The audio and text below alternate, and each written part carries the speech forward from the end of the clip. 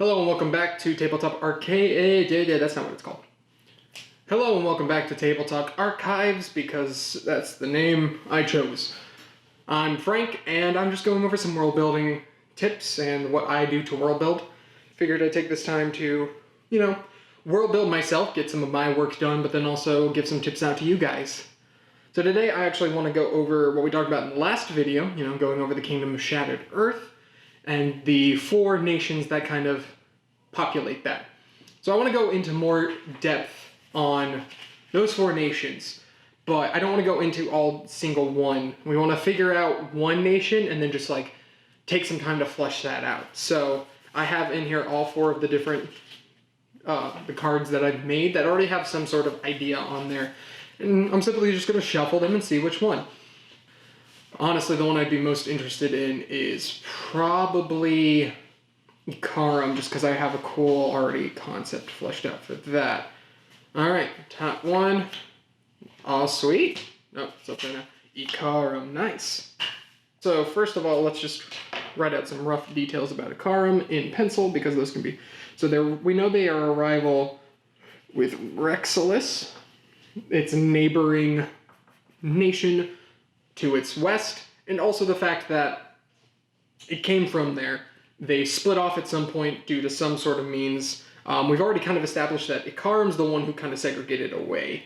So we also know that they're probably still ruled by a king of some sorts, whether that's an appointed king, or just one that probably honestly led the whatever caused this fracture between the two. I kind of already discussed at the end of the video that maybe the idea is that Rexilus is very grounded in its tradition, and Ikarum, the reason it split is because it wanted to try new things. So knowing these things, let's start to figure out let's figure out some ideals about this place, some of its flaws, its bonds, and then other traits it has. Oh, would you look at that? I just wrote down basically what is written on your character sheet in 5th edition. Sarcasm aside, in all honesty, 5th edition has a really good just role-playing aspect. But if you can name one thing in each of those columns, you have a very diverse character. You have its understanding. Honestly, you don't even need all 4 of these things, and you probably just need its ideals and flaws. But I feel like we can still use that for a nation, and that's what we're going to do. So, for ideals, we know that they split due to tradition versus innovation. So knowing that, they'd probably want to push the envelope. So they want to seek knowledge. And knowing that they want to seek knowledge, in D&D terms, that probably means into magic. So I like the idea that maybe if Rexilus is more traditional Roman Empire, Ikarum is more of the magical Roman Empire. They're the ones with floating magical cities or floating this and that. And honestly, that kind of fits in a little bit. So I like that. So we'll put into here floating cities. So another thing we can take into account is, of course, the alignment system, chaotic good, all of that stuff. I don't really use that system, mainly because it's kind of complicated to explain to new players.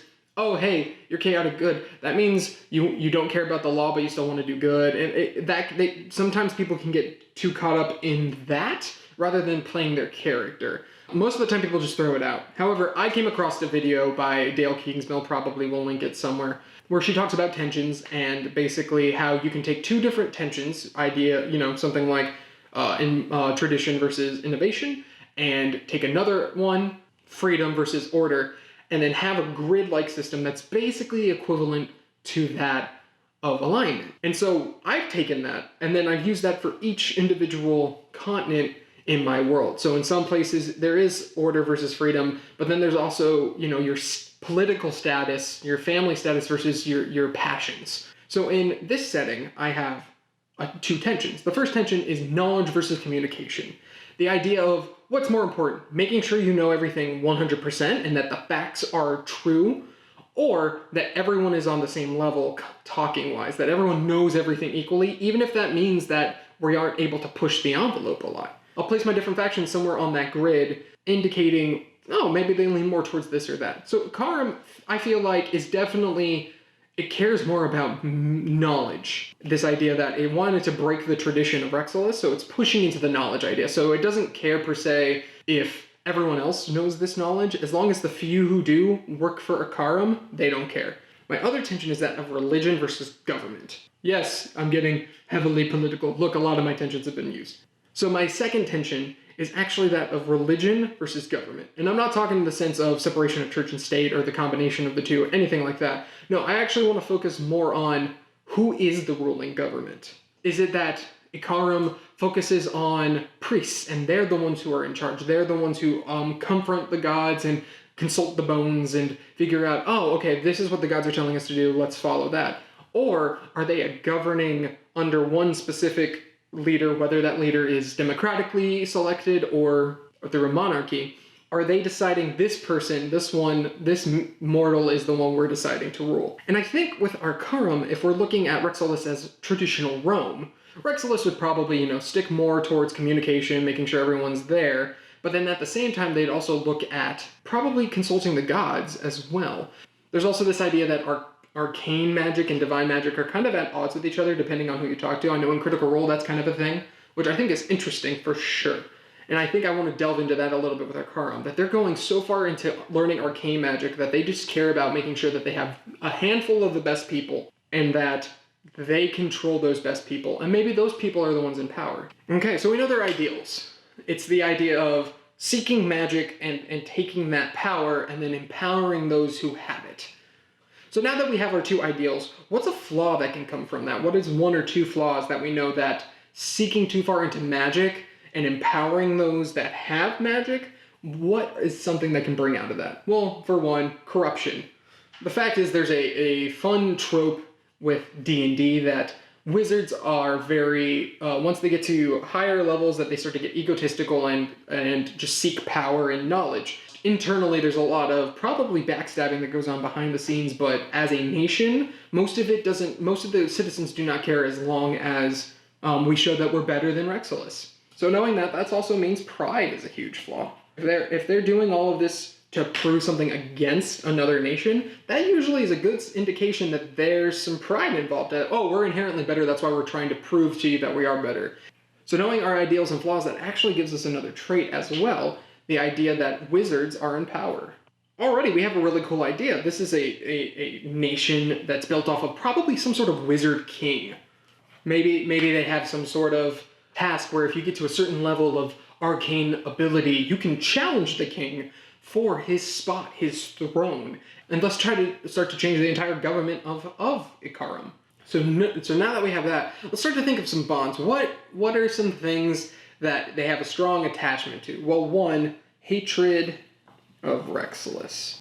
So we already know that there's this strong disdain for another nation, the idea of that we want to prove that we're better than them. That's where a strong bond comes from, is more the disdain towards that. So they start to probably also have this ideal of the enemy of my enemy is my friend, which now we can put in ideals. So we have that. They're the kind of person who's like, I don't care what shady things that person's doing, they're against this group. Therefore, we're okay with them in this moment. So that means their bond, a huge bond they probably have, is not necessarily trust.